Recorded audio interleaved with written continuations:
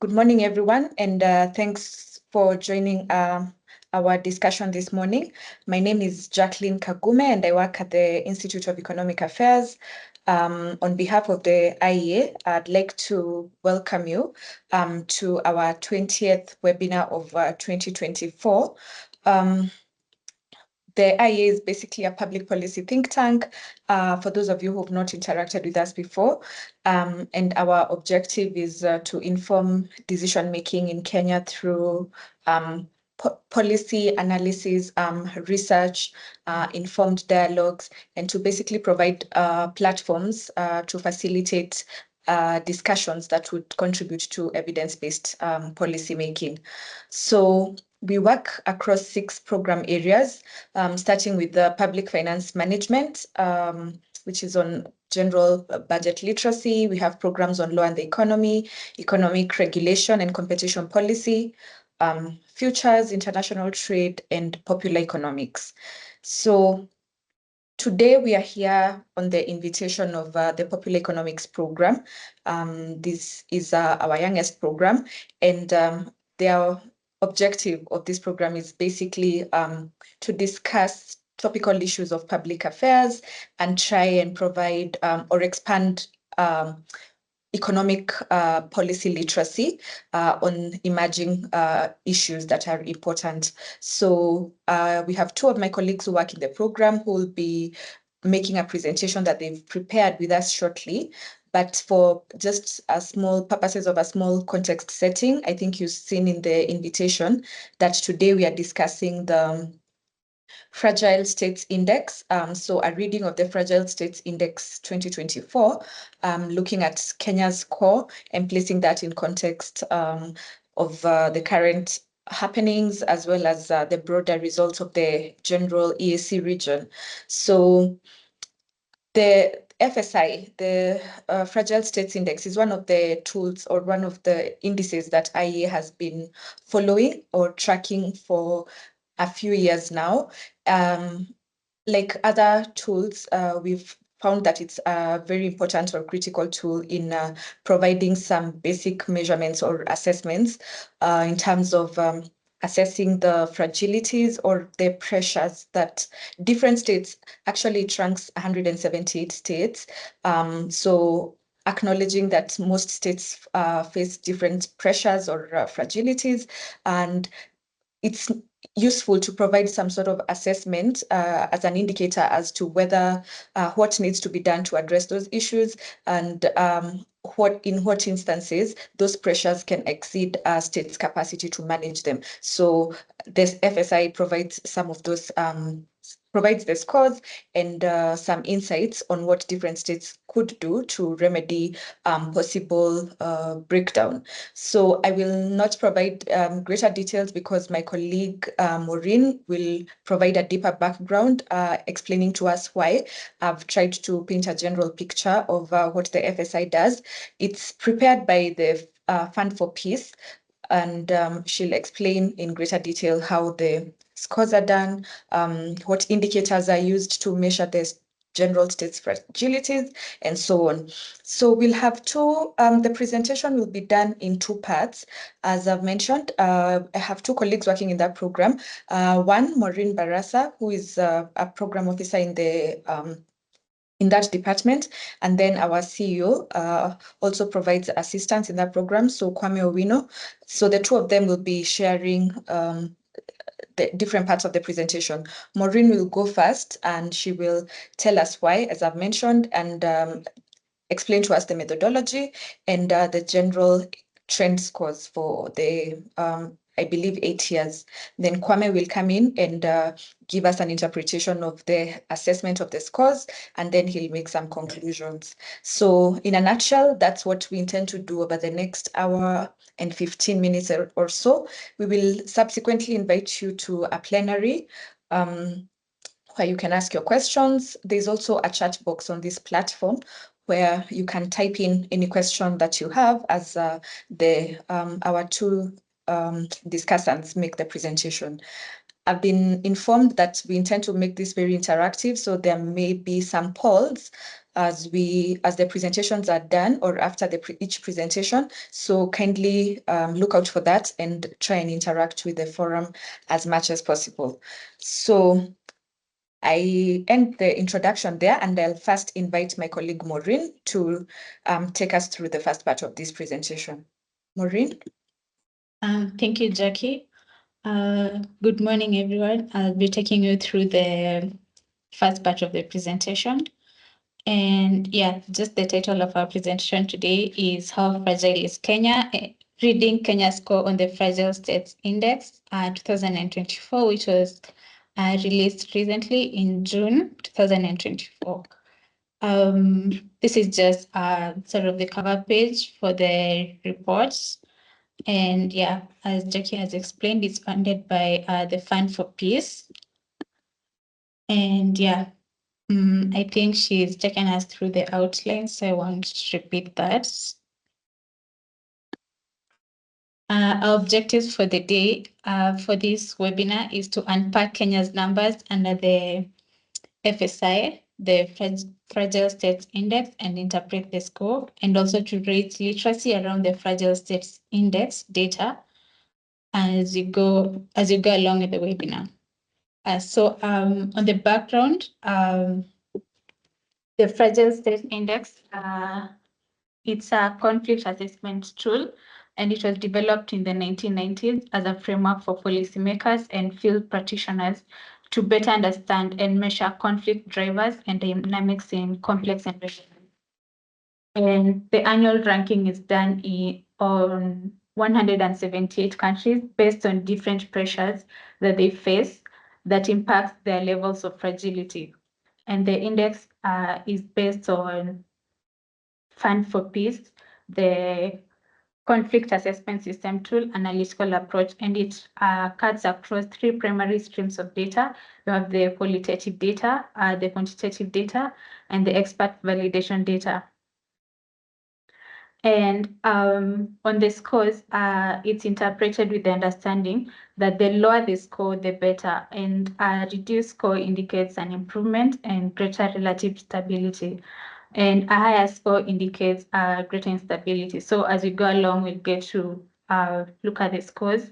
And yeah, we also see that the Fragile States Index allows for comparison of the nexus between human security and economic development. That's why it's important to look at it, the Fragile State Index. And it also provides an understanding of the underlying structural questions in fragility. It cuts across different indicators, and we'll explain that later. And it's also an early warning system that explains different happenings in a country or an economy or a region. Yeah. Moving forward, we look at how the index is measured. That's basically the methodology. And looking at how the index is measured, we look at 5 main indicators, and we have 12 sub-indicators. So the 5 main indicators are cohesion, economic indicators, political indicators, social indicators, and cross-cutting indicators. And we'll explain the different sub-indicators under each of these. So under cohesion indicators, we have security apparatus, which mainly considers the security threats to a state, such as bombings, attacks, and battle-related deaths, rebel movements, mutinies, coups, and terrorism. So to compute this, some questions are asked around it. Majorly monopoly on the use of force, relationship between security and citizenry, force which mainly asks, does the military and police maintain proper use of force? And are there accusations of police brutality? Then you have arms. Is there a high availability of weapons? And so on and so forth. Then still under the cohesion indicators, we have factionalized elites. So for factionalized elites, it considers the fragmentation of state institutions along ethnic, class, clan, racial or religious lines, as well as the gridlock between ruling elites. It factors in nationalistic political rhetoric by ruling elites. So under this, we have things such as the representative leadership, the identity, and resource distribution. Also, equality and equity. Lastly, under cohesion indicators, we have group grievance that focuses on divisions between different groups in society, particularly divisions based on social or political characteristics, and their role in access to services or resources and inclusion in the political process. So under this sub-indicator, we have factors that are considered such as post-conflict response, equality, divisions, and communal violence. Next, we'll be looking at economic indicators. Remember, this is among the 5 main indicators. So under economic indicators, you have the economic decline and poverty. So for economic decline and poverty indicator, sub-indicator, it considers factors related to economic decline within a country. And these are things such as public finances, economic climate, and economic diversification. So majorly it's factors dealing with economy. Then you have uneven development as a sub-indicator under economic indicators. On uneven development, it considers inequality within the economy. It does, irrespective of the actual performance of an economy, and it considers things such as economic equality, economic opportunities, and social economic dynamics. Lastly, on the economic indicators, you have human flight and brain drain. So for this sub-indicator, it considers the economic impact of human displacements for economic or political reasons. And the consequence of this may have an effect on a country's development. So majorly it's the retention of technical and intellectual capital, the economics and diaspora are the factors that are considered in computing this. And yeah, the next indicators among the 5 is the political indicators that majorly looks at 3 things. First, you have the state legitimacy, which considers the representativeness of or an openness of government and its relationship with its citizenry. So under this, it considers a couple of things, which are the confidence in the political process, political opposition, transparency, openness and fairness of the political process, and political violence, majorly. The next sub-indicator is the public services. For public services, it refers to the presence of basic state functions that serve the people. So for this, it considers things such as general provision of public services, health, education, shelter, and infrastructure in the computing. So it looks at provision of essential services such as health, education, water, sanitation, transport, infrastructure, electricity and power, internet and connectivity. And it may also include the state's ability to protect its citizens from things such as terrorism and violence through perceived effective policing. Lastly, under the political indicators, you have human rights and the rule of law that considers the relationship between the state and its population as a fundamental human rights are protected and freedoms are observed and respected. So for this sub-indicator, it considers civil and political rights, civil and political freedoms, violation of rights, openness, justice, and equality. when we're looking at human rights and rule of law as a sub-indicator and political indicators. Next, we have the fourth indicator is the social indicator that has two sub-indicators, which are demographic pressures and refugees and internally displaced persons. So for demographic pressures, the indicator looks at pressures upon the states deriving from the population itself or the environment around it. For instance, it measures the population pressures related to food supply, access to water, access to safe water, and other life-sustaining resources or health, such as the prevalence of disease and epidemics. So, under demographic pressures as a sub-indicator for social indicators, it considers things such as population, public health, food and nutrition, environment, and resources. Then the last sub-indicator under the social indicators is the refugees and internally displaced person. It measures majorly the pressure upon states caused by the forced displacement of large communities as a result of social, political, environmental, or other causes, measuring displacement within countries as well as refugee inflows into others.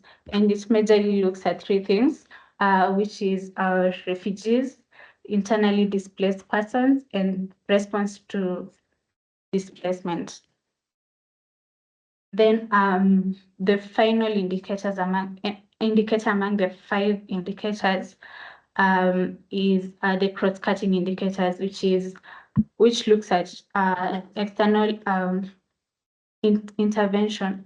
So this sub-indicator considers the influence and impact of external factors in the functioning, particularly security and economic, of a state.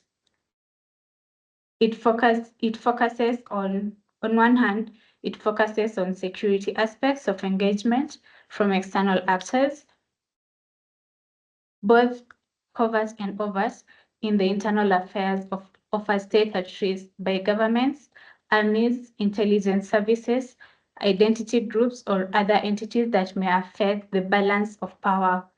On the other hand, this external intervention also focuses on economic engagement by outside actors, including multilateral organizations, through large-scale loans, development projects, or foreign aid, such as ongoing budget support, control of finances, or management of the state's economic policy, creating economic dependency. And it considers factors such as political intervention, forced intervention, and economic intervention. And next, we'll be looking at Kenya's Fragile State Index score over an 8-year trend, and we'll be looking at the two past election years, that's 2017 and 2022, and also the current year, 2024. And from this, we can see that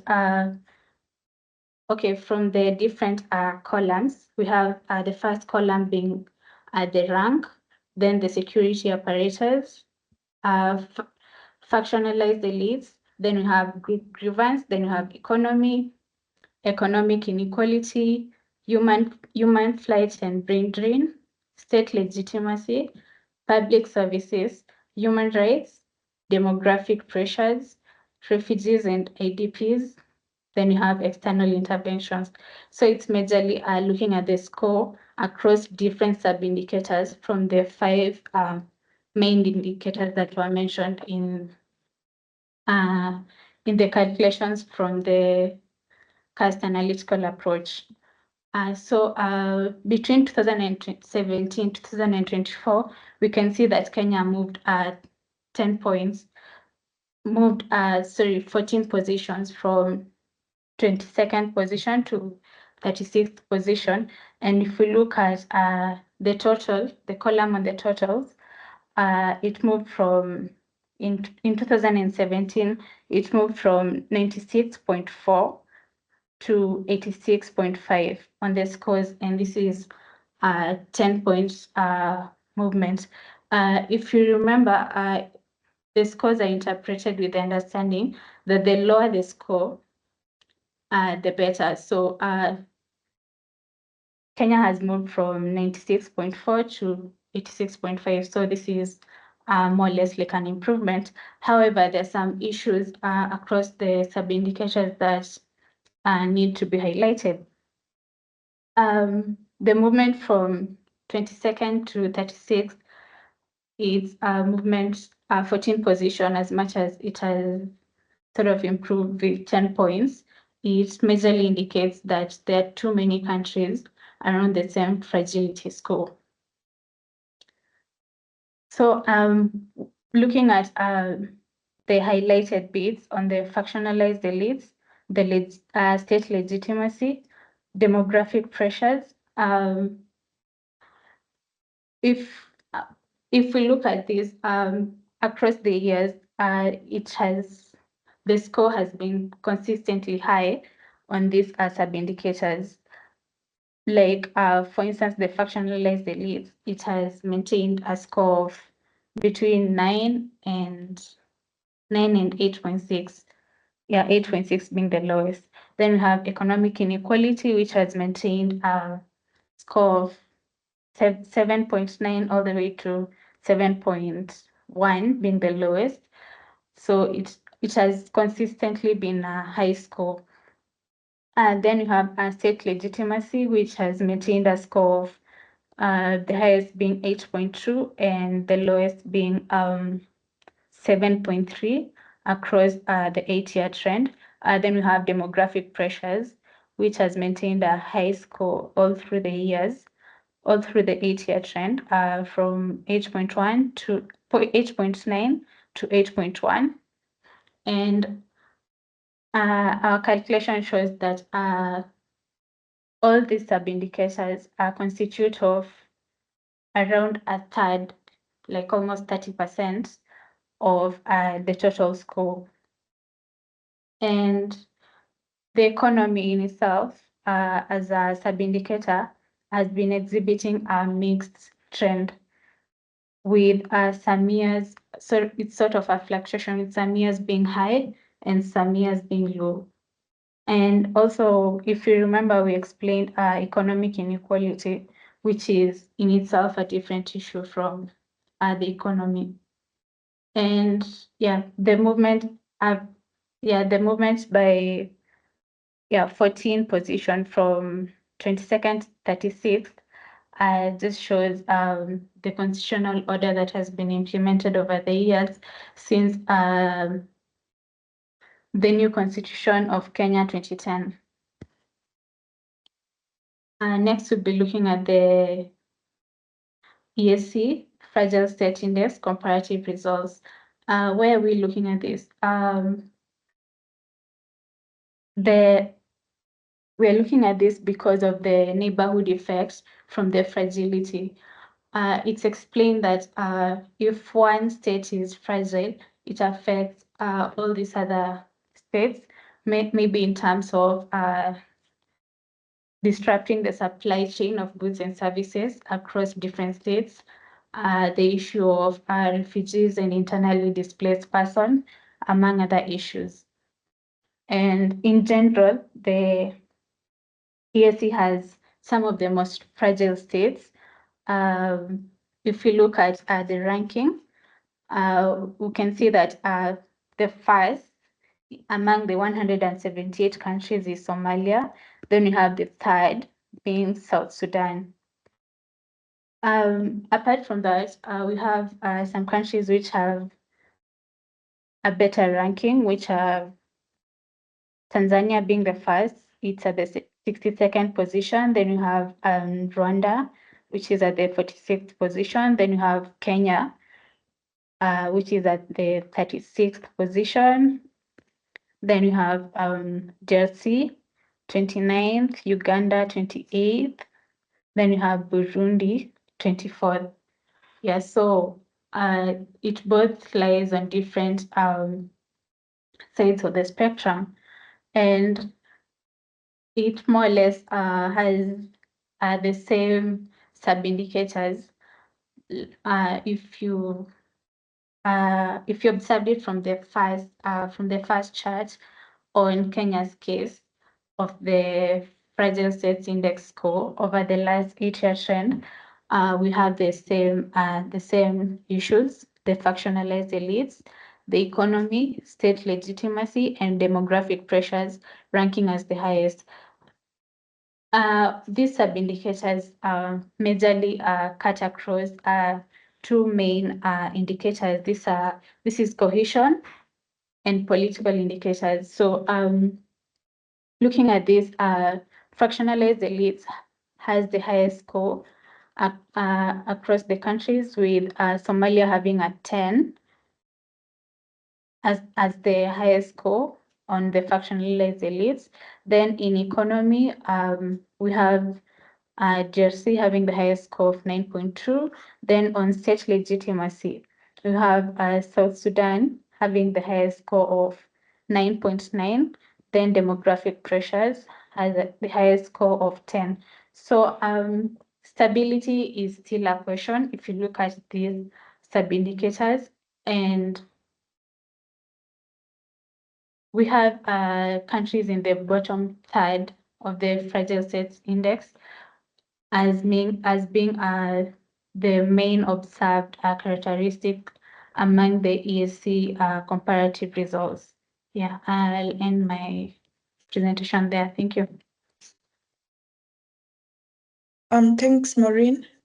I'll invite Kwame to make the second part of the presentation. Kwame, you're welcome. All right. Good morning, everyone, and thanks for this. Now, as Maureen stated, every year the Fund for Peace publishes what used to be called the Failed State Index. Failed State Index, but it's now called the Fragile State Index. And what it measures is it provides a composite score which measures different elements of what would constitute a fragile state, suggesting that it's a spectrum. So basically, reading the results reading 1 year's results are useful, but if you read them over a longer period of time, it tells you what the stronger trends might be. This report is usually issued around about June, and so part of that is basically it's quite timely for Kenya's place. Now, our intention is to read it and say, okay, what does it tell us about what's happening now? And let's remember that the intention of the Fund for Peace is not necessarily to indict any nations, but actually to talk about the fact that governments could use this as an early warning system, but also to understand what are the pillars of fragility, or rather, what are the pillars that are most likely to break down, and how governments can then have decisive action to strengthen. So this section of our discussion is basically to conduct an assessment based on what the results have been, and Maureen should provide a link so that we can look at it for ourselves. But as we sat here to study it, one of the things that it tells you something that, as you know, there are 5 indicators, and then of course under each of them are sub-indicators. So the total of them is basically 12, but the 5 indicators, each of them representing different elements of fragility. It's also been explained to us that the methodology, to the extent that is possible, is algorithm-based, and this started a long time ago. And so it captures those trends, but not just through someone's assessment. So it's 3: qualitative assessment, there's quantitative measures, and then obviously there's a part that's related to finding experts and expert opinion used and infused into this to calculate the index. If you look at it, then the first thing that you see is that most African countries, not necessarily most African countries, countries within the EAC all fall in the bottom part of fragility. Who can debate that? Now, there are things that one could say about the methodology in terms of strengthening and all that, but that's a different conversation altogether. We think that this is a reasonably useful proxy for fragility. And thinking about it consistently and actually trying to unpack what it does is part of the reason the IA is here, because it can inform policy discourse. It is also possible it can inform coherent policy action. Now, Maureen has told us that the cohesion indicator, or from what we saw for Kenya's scores, let's concentrate on Kenya's scores, the cohesion indicator shows you the highest risks for Kenya. And that's not just one thing that, I mean, we are batting, or rather, we are being Monday morning quarterbacks by saying, look, now it's this, but this is something that has happened over time. I have posted an article here of something that I wrote a while ago. I have a couple of articles as well, but definitely Kenya has a problem, and a systematic one, with cohesion. And as you can see, that cohesion collapsing by the fact that some students, I mean, some younger people came out to actually forcefully respond to political pressure, I mean, to an economic pressure, then this became a political question. And managing people's rights and abilities to protest is one of the things that the government has done most poorly, suggesting again the question of its legitimacy. But as you can see, cohesion indicator contains the highest risks for Kenya. It's not changed as much from Kenya's constitutional change journey in 2010. It hasn't changed much from Kenya's constitutional journey in 2010, even if all other parts of that composite index have shown changed much from 2010, even if other parts of Kenya's constitutional journey, I mean, strengthening journey, have shown some change. So from the fact that I think in the last, since it was first published, Kenya used to be the 16th most fragile. It's 36 now, so it's gone up a little bit. But at the whole, at the bottom of the score is a very dense part. So just 2 or 3 percentage points change, extremely decisive for the ranking, even if not necessarily reducing the fragility itself by a big amount. So cohesion indicator, I think we can see what the cohesion is. Part of it, of course, is one of the things that we hoped Kenya's political actors and its bureaucracy was aware of, is how fragile this country has been over a long period of time regarding cohesion. And so some of the, whether it's the rhetoric, the policy action, and the public communication in ways that continue to stress those cohesion indicators, in our view, has been extremely reckless. And we've seen a lot of it in the last 5-6 years, to be honest, including in this administration. Politically, talking about things that are actually very divisive against a structure that was itself highly stressed. Then the next is the political indicator. Political indicators related to state legitimacy. We think it's not just a problem for the crisis that Kenya sees today, but we also think it's actually prolonging that crisis, because state legitimacy is questioned. And you can see the problem with state legitimacy being questioned, as we've seen through the indicators, is that not only that cohesion indicators and political indicators and poor performance in both of them are mutually reinforcing in a negative direction, but also when government is willing to actually come, perhaps government or sections of government are willing to actually discuss solutions, you can see the general cynicism in the public. And it's not only those called Gen Zs who are cynical. Everybody doesn't seem to understand, both from personalities leading government in cabinet, including the president, lacking legitimacy or believed not to be people of honor, all the way back to state administered instruments now being used to shut people down. Let's not talk about the abductions, some of the very sad cases of murders, which are traced back, at least this early, to functionaries of the state. That affects state legitimacy, and it makes the fragility question and its solution even more difficult. Now, I think, in our view, that suggests that then building cohesion and building political, state legitimacy among that, which are all those political factors, is a decisive state building question that Kenya's leaders should build. And yet what you find increasingly, whether it's in political campaigns or the state communicating, is, look, we are trying to build the economy, suggesting that it is considered that you can trade off effort, because effort is also scarce, to build the economy and hope that the cohesion and political indicators will join, or that those can actually be traded off. And this is telling us, even for Kenyans sitting today in July, in June, July, and today in August 2024, that is a very, very, very risky trade-off position. In addition to the fact that it's obviously not worked. And we have this ongoing boiling crisis that's really, really difficult. If you look to the examples of Bangladesh, fast-growing country, which many Kenyans model against as a good peer, I think that's a specific trade-off that one party took, and obviously it unraveled early this week. So obviously the argument that, well, economic inequality is high as well, and if it compounds with cohesion problems and state legitimacy problems, people then blame government or take government as and its structures as driving that economic inequality. And remember, Maureen told us earlier as we were discussing this, that sometimes state legitimacy is important because it doesn't matter whether people actually have a grievance that is built on fact, right? Or some historical question that has gone over far. That grievance, if it's activated again and again without proper state response, actually creates further fragility. So when economic inequality is high, it might be for many other reasons than direct political action. It can be attributed to government. So when you hear government operatives stating things such, we have favored people, they call them shareholders, and we have unfavored people called non-shareholders, feeding into the problem of inequality that exists in Kenya, I am not too sure that they're conscious about what they're doing to state fragility. And I think it shows the low degree of literacy around what makes the Kenyan project increasingly fraught with risks. So those things matter. Economic inequality, when it's high, economic performance actually as a risk for Kenya has not been bad because Kenya's numbers, not excellent by global standards, but a little better than most of its regional peers. It is telling us that economic performance alone, however stellar, is unlikely to be the shift gear for Kenyan stability, telling us that yes, it is not as if this has to be traded off.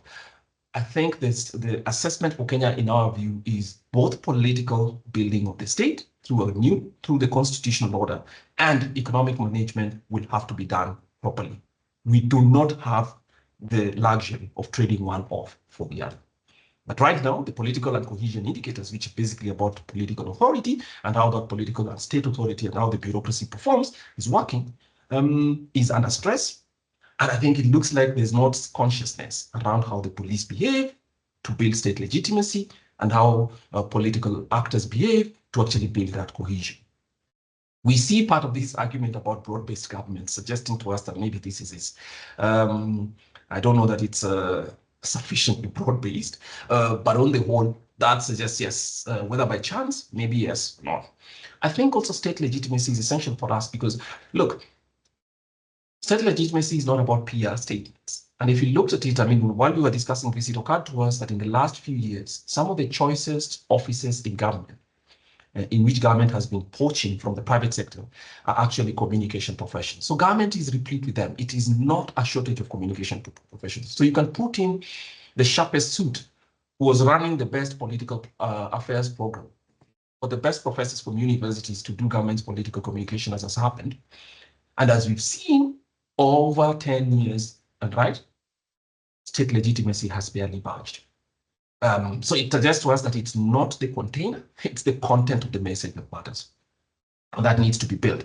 And state legitimacy is built by real government action and how people see it, as opposed to what government communicates in press releases and builds Roman pillars and white pillars and addresses the nation every so often.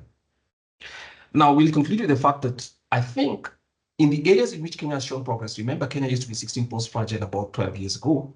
In the ways, rather a little earlier, maybe 14 years ago, one of the things that has happened since then is that constitutional implementation, in our view, runs in the same direction with stability, because some of the factors that have changed, all their public service, the call for people's voices, and all those other things have actually grown stronger, and we attribute them, that is us, not the publishers, we attribute them entirely to a constitution implementation project, which is why I'm worried. I'm worried because if you saw some of the political moves, but also the nominations in parliament, the vetting process, some of those, including those who are going into choice offices such as the Ministry of Finance, are suggesting the same argument, which is to trade off political development and strengthening of the state for economic management. They're making a serious mistake. That's the first. The second is there's a very consistent effort, and this we've seen over a long time. It doesn't surprise us. It looks to me like this candidate was prepared by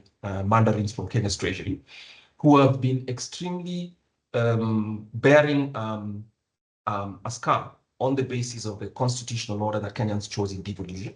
And so this person was decisively talking about the fact that this constitution is expensive, suggesting truncation of certain rights, either that or a reduction of the devolution policy development. Those two would be significant errors, telling us that they're not reading the stars correctly. And that's why for us, the Institute of Economic Affairs, we're going to develop a brief here and tell them, gentlemen, please don't talk before you think. Think before you talk, and use these early warning systems and all these tools that are available for you to fashion out what you speak. You're making a bad situation.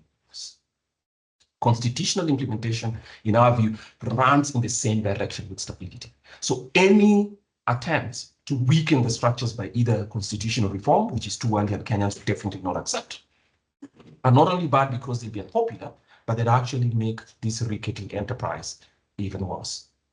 So that's a Kenya assessment in our view. Not too many good things, but this provides us with an opportunity to say where should voices and where should research and where should conversations lead to. So that's the first. Let's go to the East African assessment with East Africa.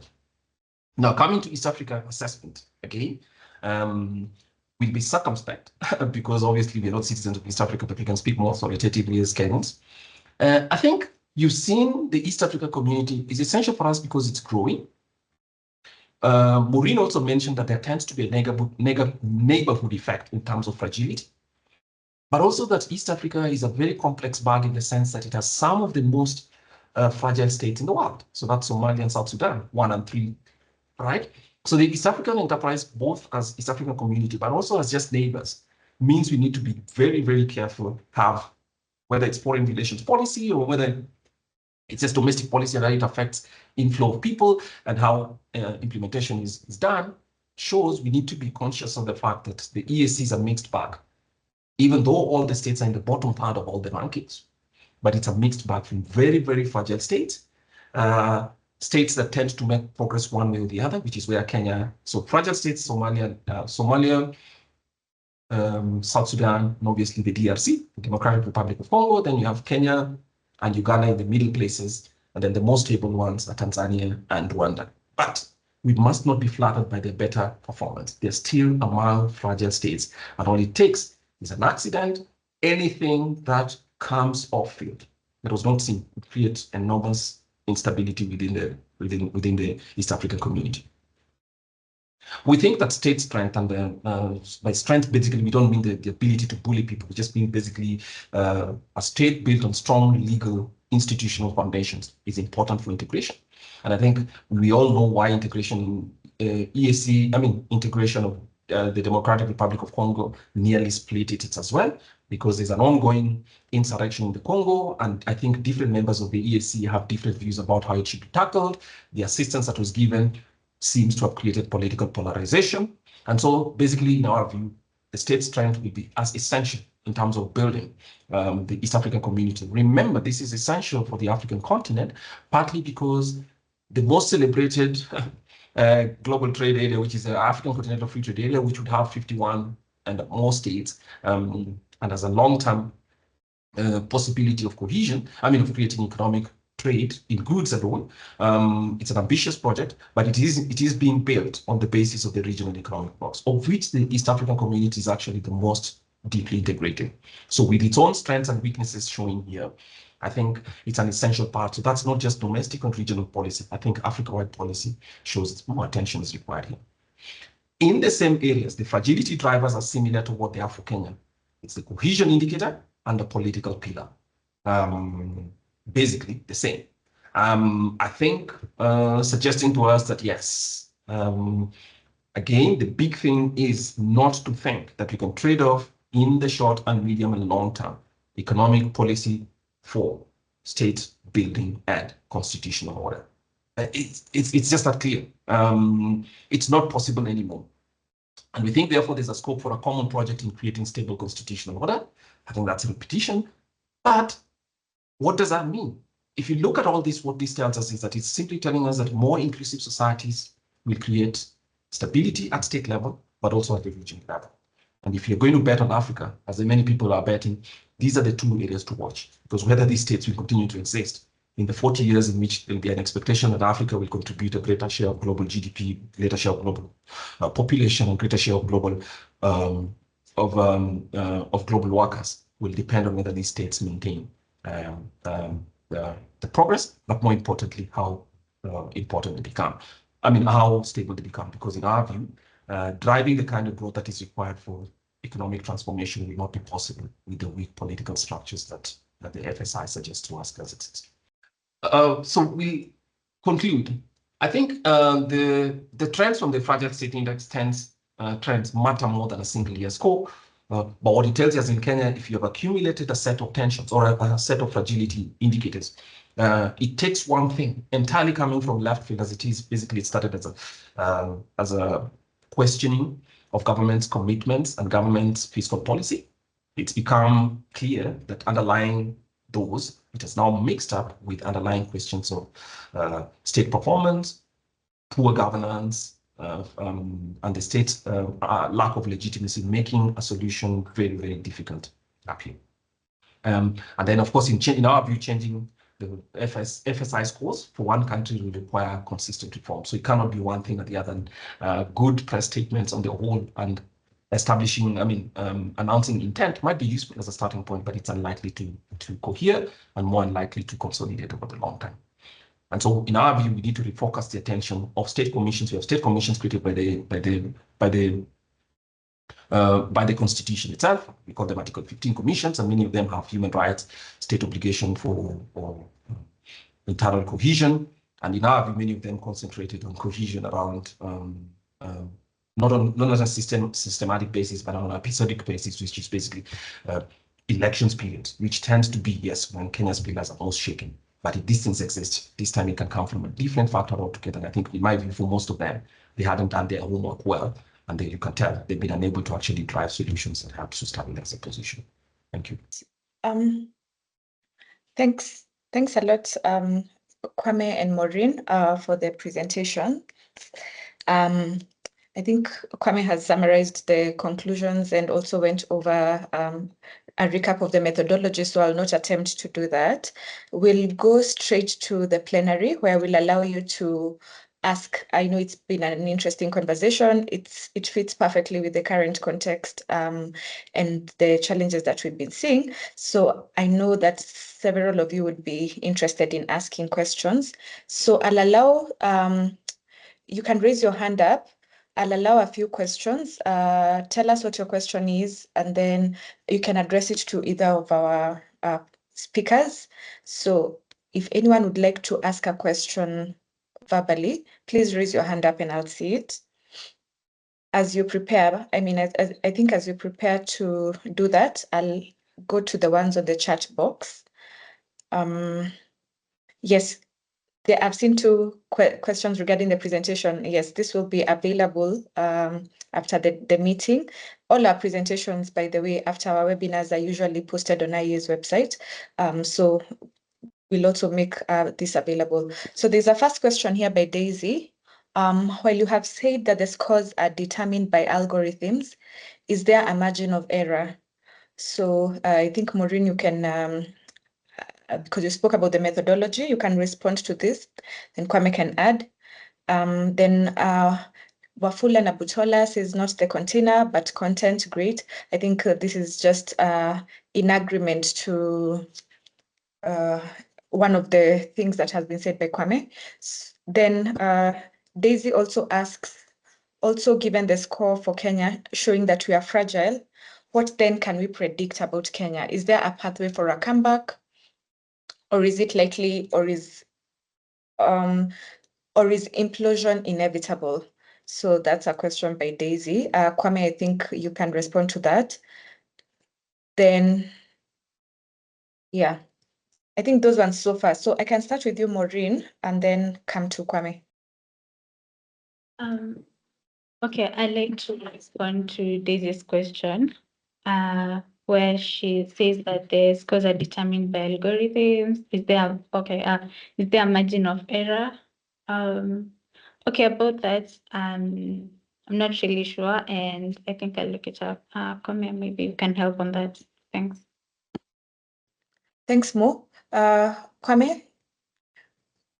Yes, so Daisy, yes. Thank you. Thanks, Jacqueline. So Daisy, yes. Yes, so the way the score works is it's called the CAST methodology. So basically what they do is they try to take out the human element out of it and simply troll and find out what kind of conversations happen. So for instance, you know that Kenya has had a very busy conversation over the last few years. So when this algorithm looks at what the conversations have been, social media, state communication, about those things, you can tell that very different opinions are being discussed.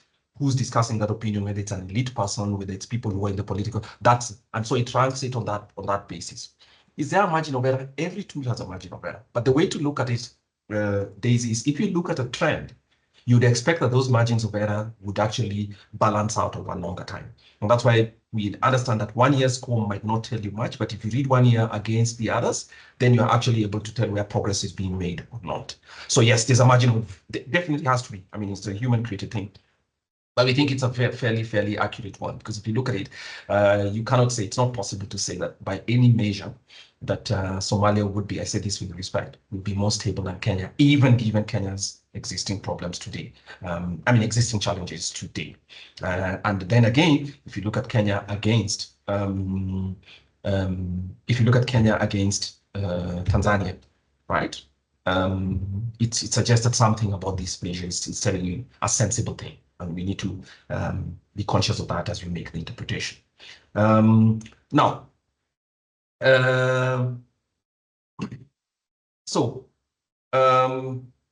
see again that pathway for a comeback. Yes, of course there is. This is meant as a diagnostic tool. So it's not I think the way politically, and if you look at the article I've sent here before, and we send us, our intention during our webinars is not necessarily to plug us and everything else that we've done. But if you look at the conversation that was written by Devin D about the fact that Kenya is a cruel marriage, I wrote an article on that as well, because the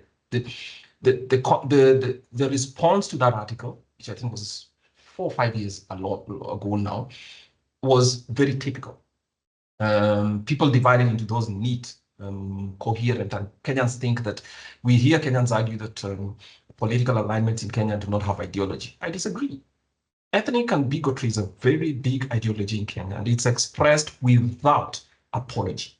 That's ideology, an ideology of supremacy and intimidating and forcefully forcing your opinion on others is ideology.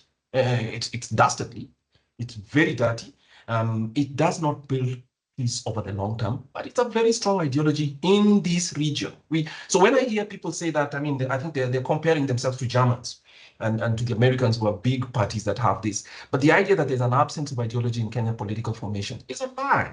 And as you can see during this moment as well, part of the reason people attribute Gen Z's quote-unquote success, or at least the coherence of their message around, is because it wasn't possible to use the playbook of dividing people ethnically, which is very, very, very effective in Kenya. For all our 60 years of life, it's been very, very effective to say this is an ethnic move by person X or people Y to take our property, or to take our land, or to take to undermine our leader, or to keep us poorer. It works. It works. Ethnic-based mobilization is ideology. So I'm not too sure that people say, now, just because it's bad ideology and it's one that people should be embarrassed about, does not mean it is not ideology nevertheless, but it's worked. Now, so the point I was trying to make, the pathway for a comeback is, to me, as we were saying, and this answers a question by Ward as well, which is the next question in the chat, is this: if we realize what makes us most fragile, which is basically the scores related to politics, which is the state needs back its legitimacy. You cannot just wear a fine Brioni suit and come and make a speech. That's not going to work when the state has no credibility. And you cannot just say we are going to have an alliance again with another political party. That helps, but if it doesn't move state fragility by saying we are simply getting these people in symbolically for symbolic reasons, but state authority and state policy is not going to change. We are going to continue on the same, except now that we have a few more hangers on from the other parties that we've defeated in here, and they're speaking the same language of exclusion. It's not going to happen. So we are saying that two things matter. One, on the score of cohesion, we need decisive work around that cohesion over time. That's one. Second, on the question of the state's possibility, the state's legitimacy, that matters to all of us. That matters to all of us. So we laugh at it when people who work for the state are called their name, Uongo is their second name, or they tell many more lies and all that. Those memes worry me. They worry me because you cannot say that I accept that people do, because the way the state tells is we are doing something that's important for people and it doesn't matter that the other guys are not are angry about it. If the state lacks credibility, it matters for everybody. It'll crumble. So that's the fact, and that's why these problems are difficult to solve. When you have a police commissioner coming and saying stuff such as we're going to shoot people, knowing very well he's saying something that's unconstitutional, undermining the court and the legitimacy of the constitution, it matters. And their credibility is not going to change because you have a new superstar from a political action show who's now going to be reading the press statements. I mean, who are we fooling? So it tells us where we need to build state legitimacy on the one side, legitimacy of government, and legitimacy of government is not of an individual, it's legitimacy of government. That's one. Even in the communication around the public procurement questions now with a state farm, I mean, a farm coming from India, right? Now they have dodgy reputation in India as well. But when they come here and you don't have a coherent argument about how did they get to submit a proposal to government and commit themselves to a 20, 30-year plan, those are questions of state legitimacy. And it's not just about the presidency or the cabinet. I mean, cabinet secretaries read things, directors of state corporations read things, and nobody just believes them. The National Trading Corporation years back told us less than a year ago, told us that the subsidy program on fertilizer and the subsidy program on basic foods was going to go well. And now we know it was fraught with, and it was designed specifically to take state money, taxpayers' money away, and it has not achieved its goal. Those things all affect this.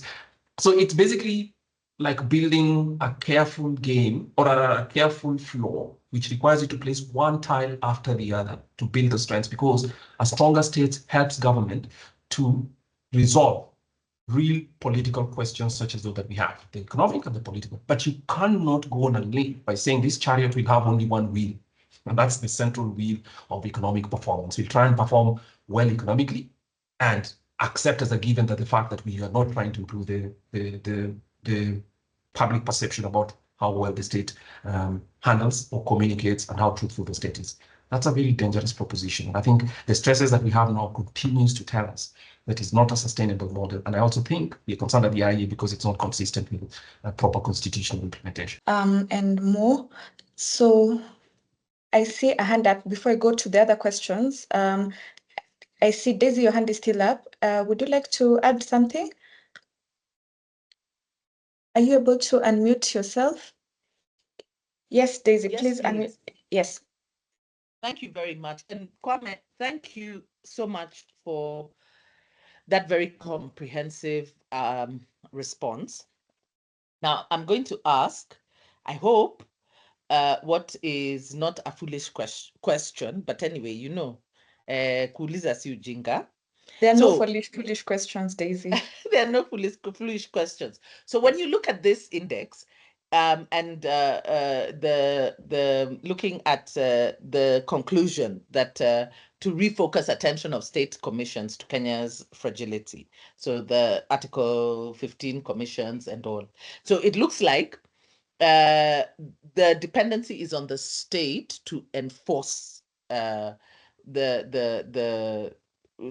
rather to do the right thing so that we become more stable. Now, assuming we have a rogue government, how can citizens then cause the necessary change to move the country towards stability, especially when we look at, sovereign authority belonging to the people? That is one, right? The other is what exactly does state legitimacy look like? What would it look like from a citizen perspective, enforcing it?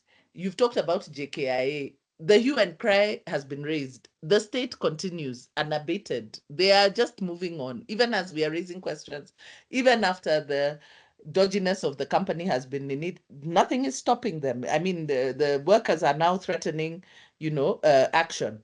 So how do we enforce it? So what would state legitimacy look like from a citizen perspective, and how would we enforce it? How do we enforce it? as the citizens? Is it possible?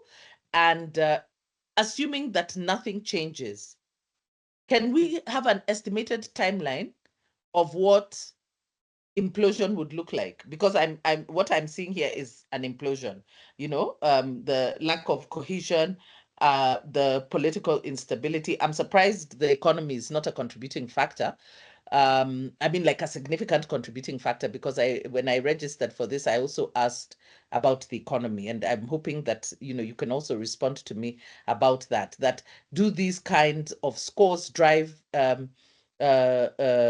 things, economic default or something like that, and are we on the pathway to collapse? That's really what I'm trying to ask, because at the end of the day, it's like you've left us to make up our minds. So maybe you could answer that. Thank you. Over. Thank you. Thanks, Daisy. Before they answer, I could contribute and they let me know whether I'm right.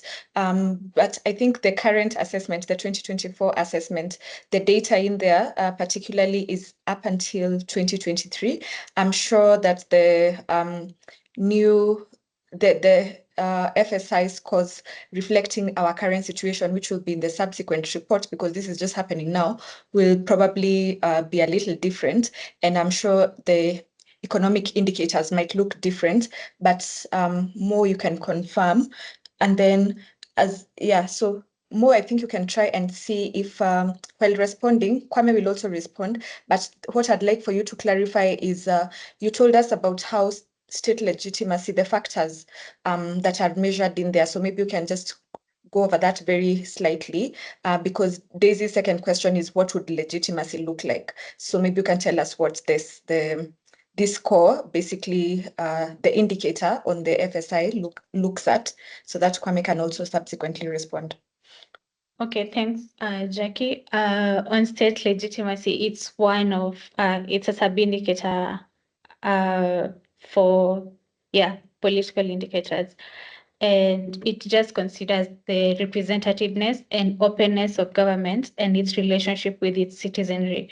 So it looks at issues such as the confidence in the political process, and some questions that are asked in this sub-indicator is, does the government have the confidence of the people? Also, political oppression, which looks at how demonstrations occurred and have riots or uprisings occurred, and also on transparency, is there evidence of corruption on the part of government officials, and are national or local officials considered to be corrupt? And also on openness and fairness of the political processes, do all parties enjoy political rights? Is the government representative of the population? Have there been recent peaceful transitions of power? What is the long-term history of political transitions? Are elections perceived to be free and fair? Have elections been monitored and reported as free and fair? And also on political violence, are there reports of politically motivated attacks or assassinations? Are there reports of armed insurgents and attacks? And have there been terrorist attacks, and how likely are they? So they consider all these questions, or rather, things when they're looking at the state legitimacy. I hope that answers the question. Yes, before you go, on the period of assessment for the FSI score, do you have the confirmed time period? Okay, this is just from, in my own opinion, it's just an assessment of the year 2023. That's June 2024. Okay. All right, thanks. So Kwame? Yes, I think the FSI has been carried out for 15 years. It started, I think, sometime in 2008 or 2009. And at that time, it used to be called the Failed State Index. And then obviously, many countries or many people did not feel that was the, people had a problem with the name because it suggests some kind of indictment or suggestion that states will fail. So it's called fragile. So that's a fragility. And that brings me again to what this actually measures. Now, Daisy, it's not possible for us to speak about a timeline. One of the ways of using this as an early warning system is this. When a state has advanced fragility, or some level of fragility, it lacks the resilience that a shock would deliver. And some of those shocks are not necessarily shocks generated by internal. It might even be things that are entirely not in the state's control. So for instance, a state that falls on account of the fact that globally, its people can't earn incomes or can't export a crop, for instance, or can't do general work because a typhoon has come and the government has not built the possibility of being able to actually provide the basic state goods that come.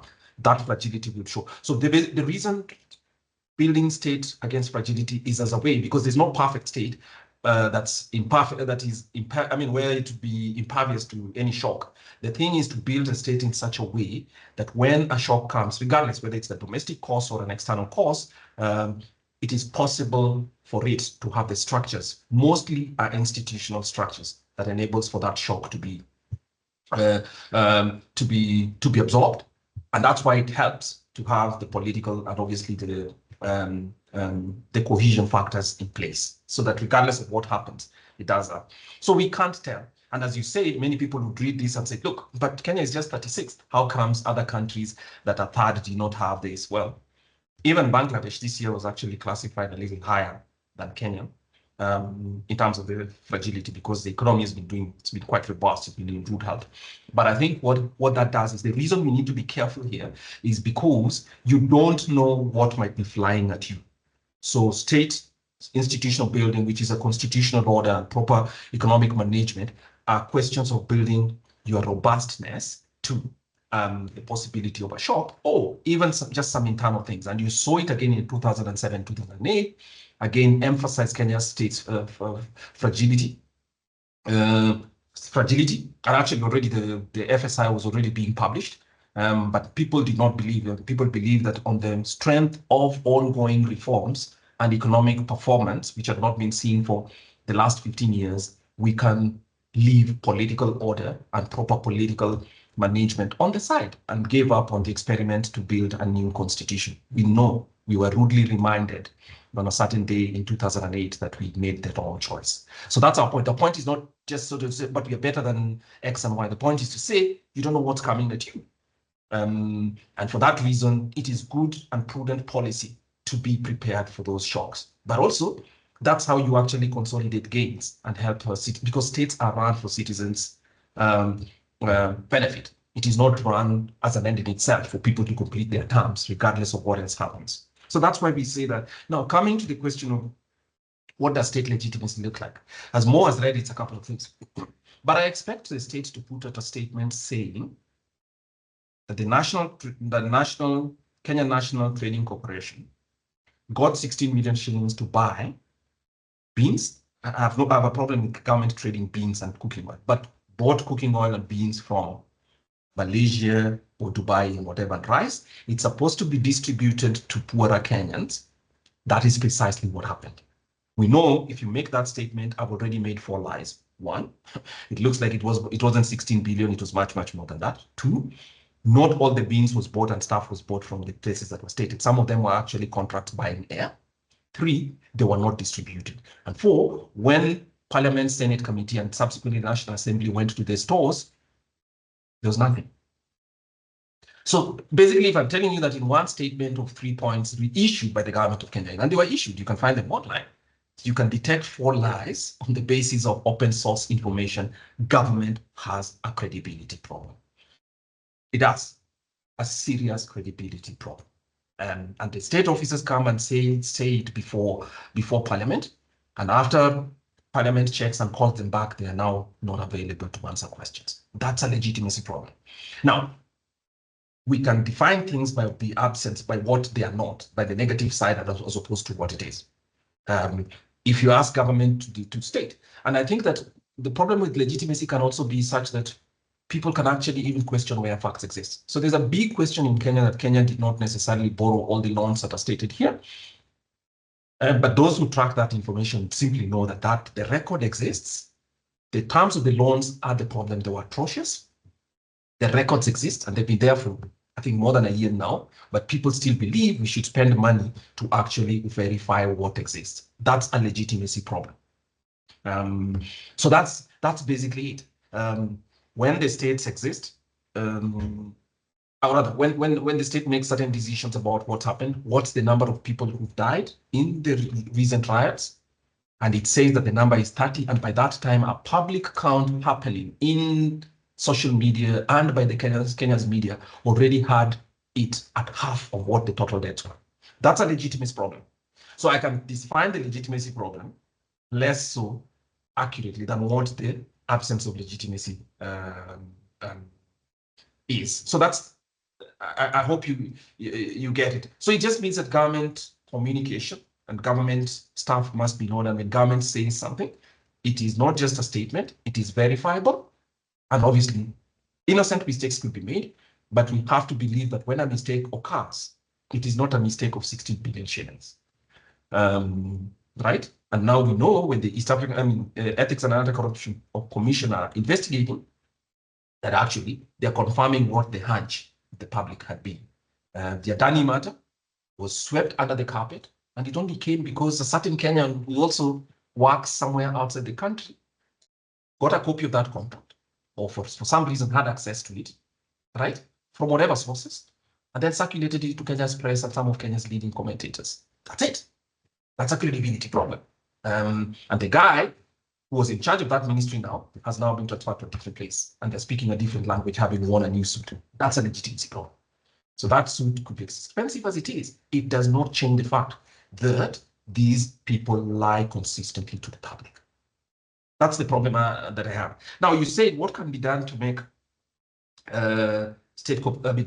Look, the question, I mean, the assessment and the recommendations that we make are IES, not the failed state index, the Fund for Peace, which publishes it. And that's what is intended for conversations and then develop solutions based on what the local context is. And in our view, we think the state commissions have been entirely asleep. So let's start with the National Cohesion and Integration.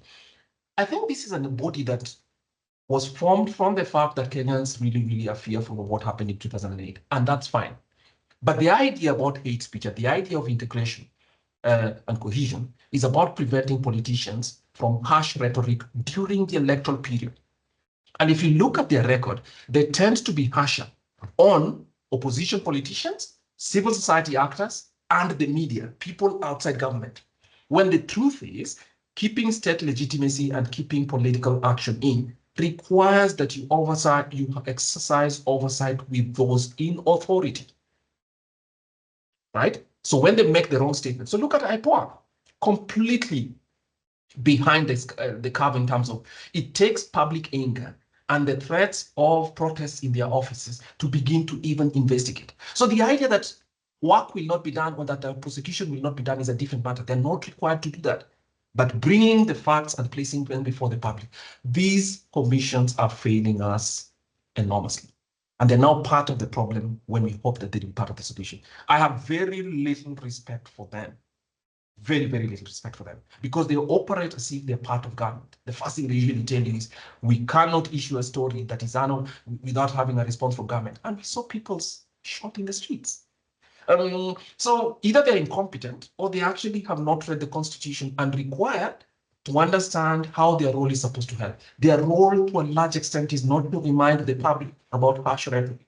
They need to call people with political authority and power who can actually harm others to tone down, as opposed to being too focused with beating up the weakest people, the media, opposition politicians, and all that. So in many ways, in my view, even if not by design, they've actually enabled the deterioration in state fragility. Or let me not say deterioration, they've actually held back the advance of the constitutional order that Kenya requires, which would make Kenya more stable. So in my view, I don't miss them. Even if they were close today, I wouldn't miss them. That's the unfortunate thing. And perhaps my opinion is far more radical, or much harsher. My assessment is much harsher, but they haven't done a good job. They haven't done a good job. Because if they had, in my view, they would take an opportunity every year to pull what part of the index is relevant to them and have focused conversations with decision makers about how their rhetoric, how state behavior is undermining public trust on the Kenyan enterprise. They have not done that, but picked very good salaries, which I doubt they deserve now. Thanks. All right. Thank you. So we'll go to. I have two questions on the chat box. I've received some more questions that had been shared during registration that I'll go over. Then I see one hand up, which I'll come to last. So just Dominic, just hold on a bit. So on the chat box here, Joanne asks, we are very tribal, non-trusting of our leaders who we put in office. What then will work to make Kenya work? I've always held the view that our leaders are a reflection of who we are. We all need to be what we think is best. What should we do as citizens going forward? And I think it reinforces Daisy's previous question on the role of citizens in restoring the better pathway, if I got it right. So both of you can prepare to respond to that. Kendrick had asked, how does the overall score and ranking affect the country's sovereign credit rating? What is the relationship between a high FSI score and the country's historical default rates on sovereign debt? So again, both of you can attempt an answer at that. And then Daisy lastly says, have you considered that those who are appointed to these offices are already compromised and so by design they are weak? What can we as citizens do to push for more action? So there's that. Then we had received previous questions during the registration. The first one was by Paul Masese, who was asking, what does the rating mean for Kenya? So again, I think both Mo and Kwame can respond. The second question I have here has already been responded to because it was basically about how the FSI reflects the country's, how the score reflects the country's current socioeconomic and political stability and what factors have contributed to that. I think that has been addressed. Joanne had asked how Kenyans can contribute to making Kenya better. I think they're going to respond. Kendrick's question. And then lastly, there was a question. Oh yeah, I think, are Kenya-China ties going to affect the economy in any aspect, seeing as the era of spending in China is gradually ending? Are Kenya-China ties going to affect the economy in any aspect, seeing as the era of spending in China is gradually ending? So I suspect that he's requesting for an answer in the context of our discussion here today. But because we are closing plenary because of time, I'll also allow Dominic to ask his question, and then we will have the responses for all these questions. So Dominic, you can unmute yourself. Hello, can you hear me? Yes. Okay, my question was my question was to Kwame on the specifics on the establishment of mutual aid programs.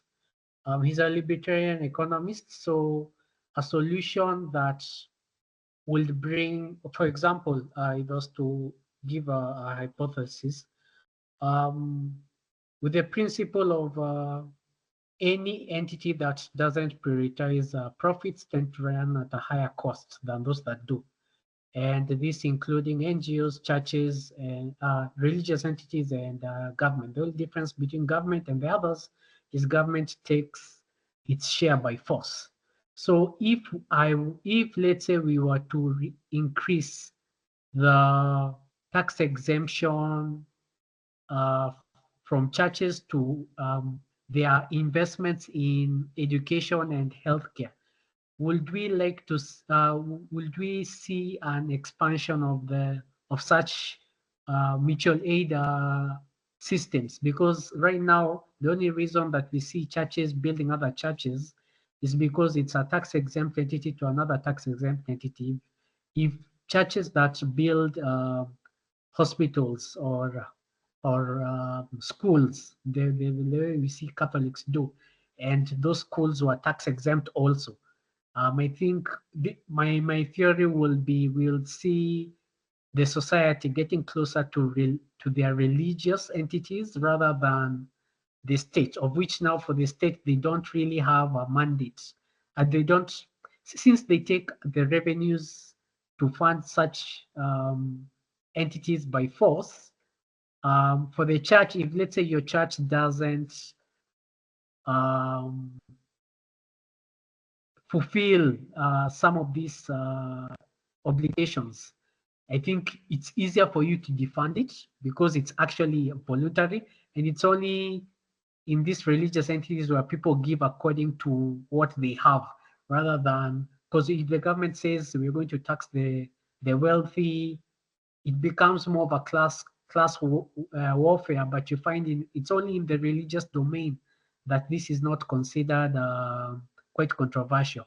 On the second part is when it comes to the abuse of police.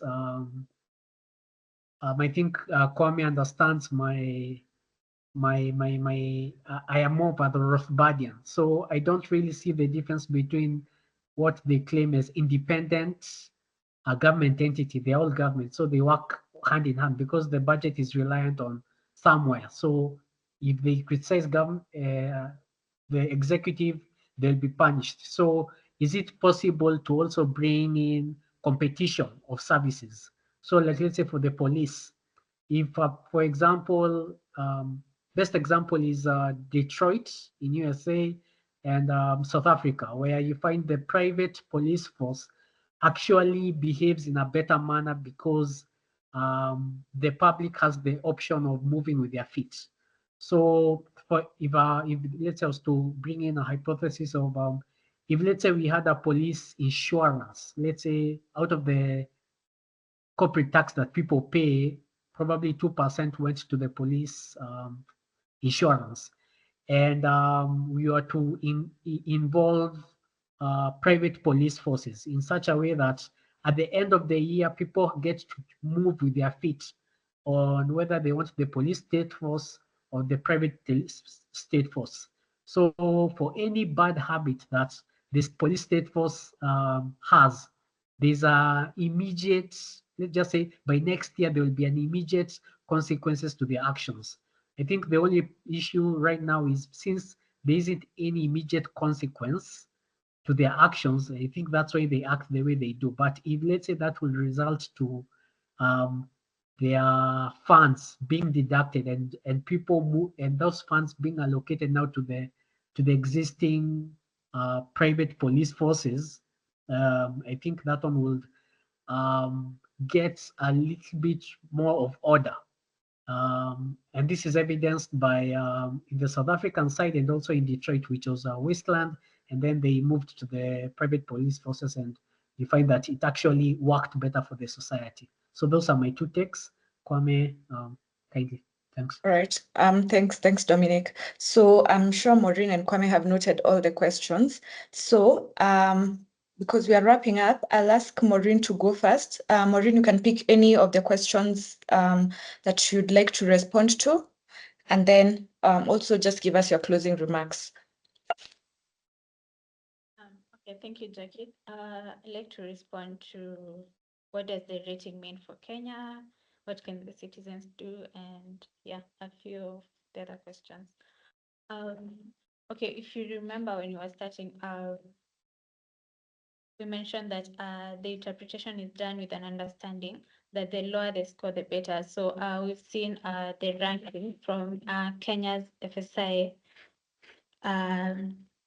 score for the 8 years from 2017 to 2024. And we mentioned that from the ranking, it has moved 14 positions up.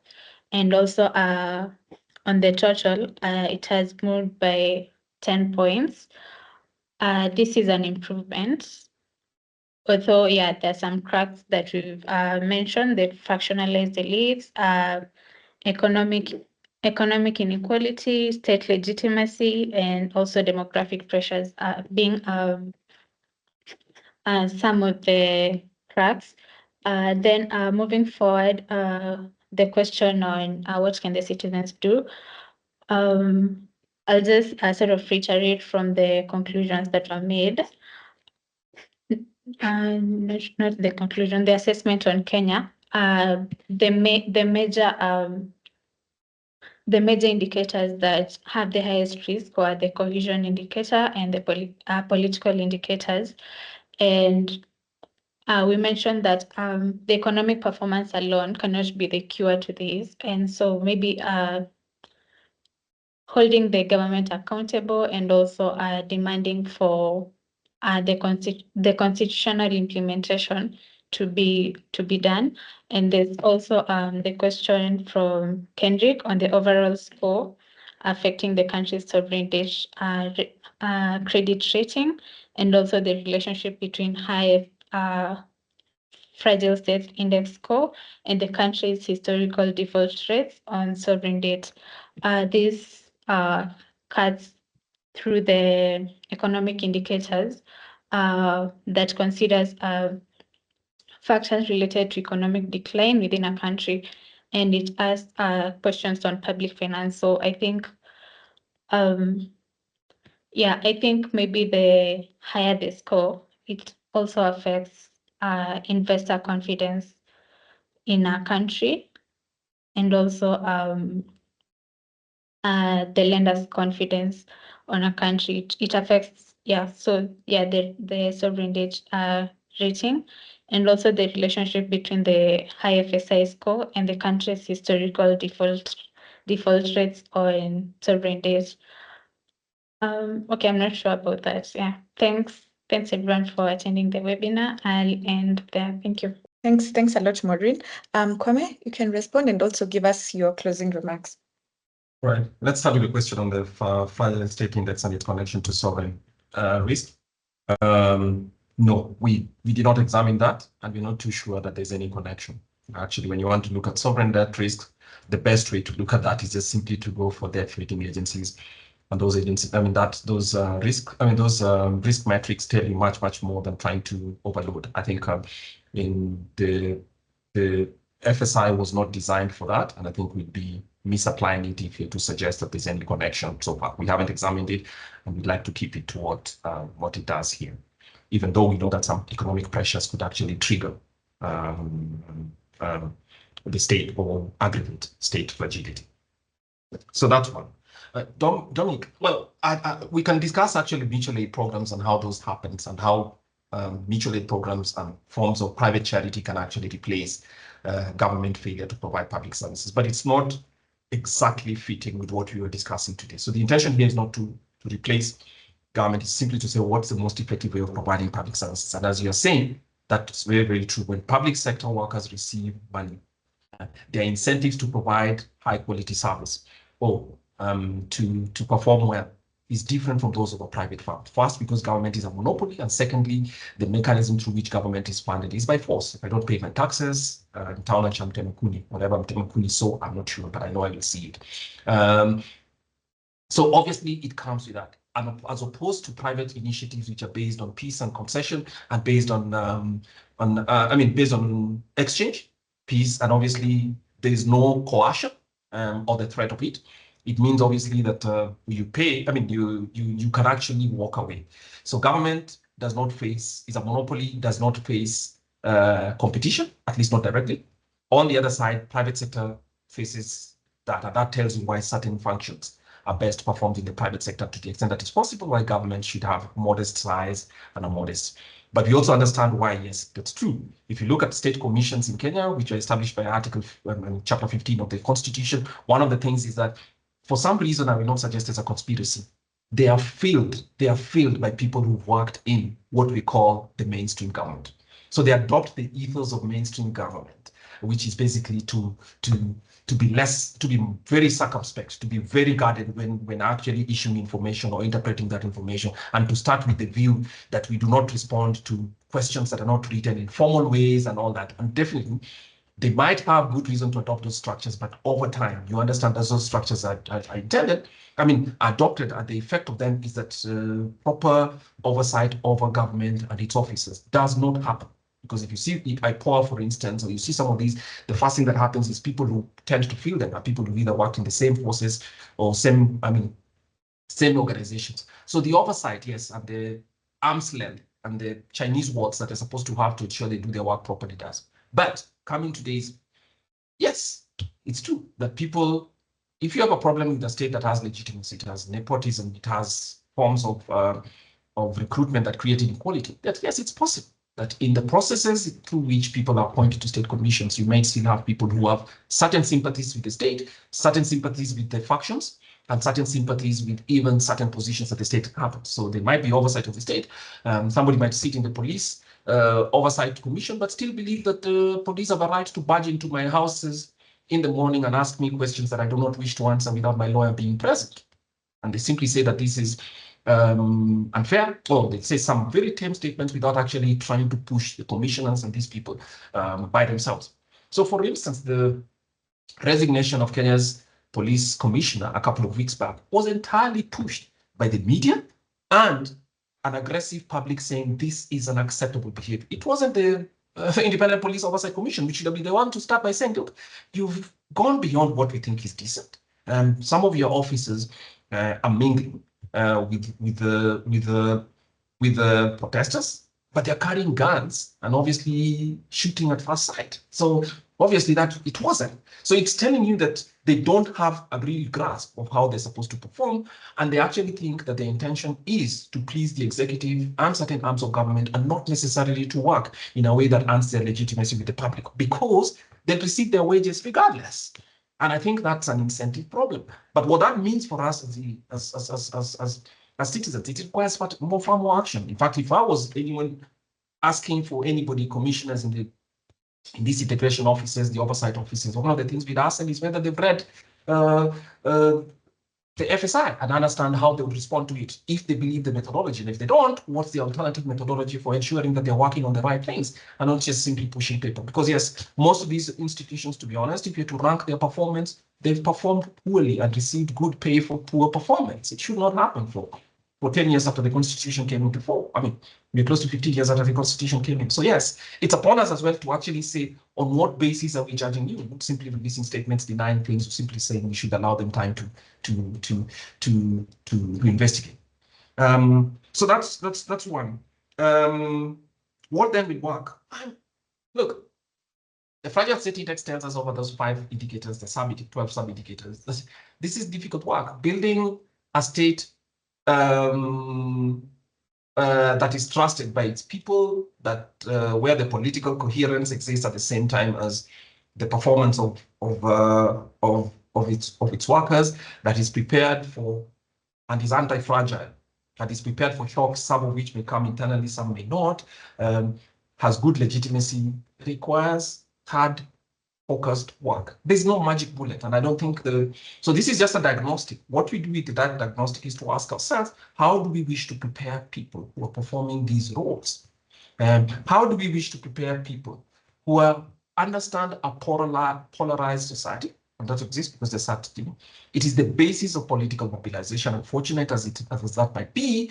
And then you have a state Supreme Court using the same ethnic tropes when delivering a judgment. It has no legitimacy now with 50% of the population, right? So it tells you that people sit in offices in Kenya and they're not aware about how badly fragile this state is. And when it cracks for all of us. So you cannot get to the sentiment by saying things such as Kenya is bigger than it. Of course it is. But its fragility is such that it might fail to exist, and people need to understand in whatever roles they play about how people who bear public responsibilities are helping to advance state formation and its security, as opposed to the careless talk that might come from uninformed people sitting outside the state. And that worries me. So if we take all these questions together, please meet them. For those of us who meet them and ask them, you need to know what state on which you serve. You might sit in a cushion limousine with air conditioning, but you're sitting in a state that is very fragile. And while you sit here, please don't be as uninformed as you were. Parliament was uninformed. It looks like everybody was uninformed. But if you knew Kenya's fragility over time, you'd know that strengthening it is important. And that is required for the longer term. Now, I also think that we shouldn't basically sit on our hands because of ethnicity and tribalism. All societies have factionalization in one way or the other. So it's a question of degree.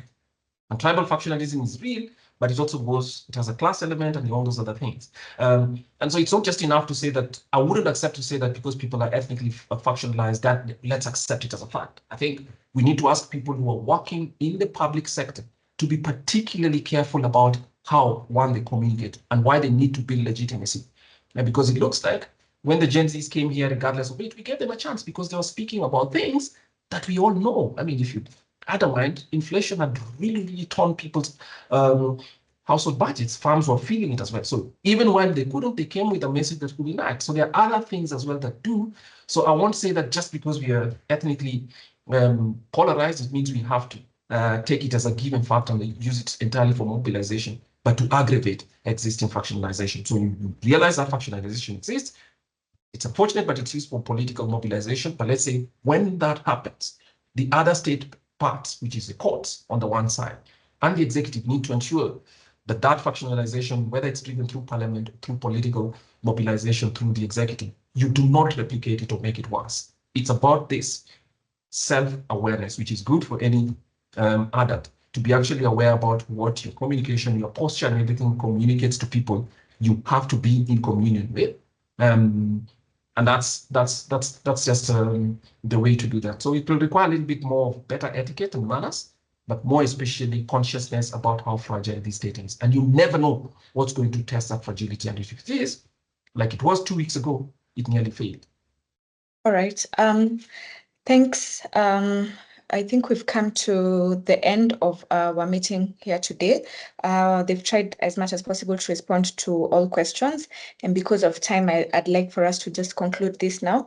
So first of all, thanks a lot to our two presenters for preparing the presentation and the discussion, taking us through the discussion. So thanks, Maureen, and thanks, Kwame. Also, thanks to all of you who've stayed with us throughout the session. We hope that it's been useful in raising your literacy or just expanding your knowledge on some of these tools that we have, as I mentioned. So Maureen had shared a link to the FSI, the data itself, as well as this 2024, the 2024 issue. So if you go to the chat box and scroll up, you'll see a link if you'd like to read and look at other, just for the comparative perspectives. So you can find that. Kwame has also shared 2 blogs prepared in the past. So you can access that. And I see my colleague has actually shared the presentation from today. So it's already live if you go to IEA's website. So the last link on this chat is the presentation itself. So for those of you who are asking, you can access it straight from here. It's easier. Other than that, I'd like to thank you all again very much for joining this discussion. Please look out for other IEA meetings. We have these engagements. So if you're not already following IEA on the digital spaces, you should do so that you are well informed, and also join our database so that you don't miss out on communication regarding our events. The IEA is a membership institution. So for those of you who are here and you're not IEA members, we encourage you to join us. You can get in touch with our communications team and they will guide or advise you on how to do it. So we thank you all again. So the meeting comes to a close now. We wish you a good afternoon and please be on the lookout for any subsequent discussions. So thanks everyone.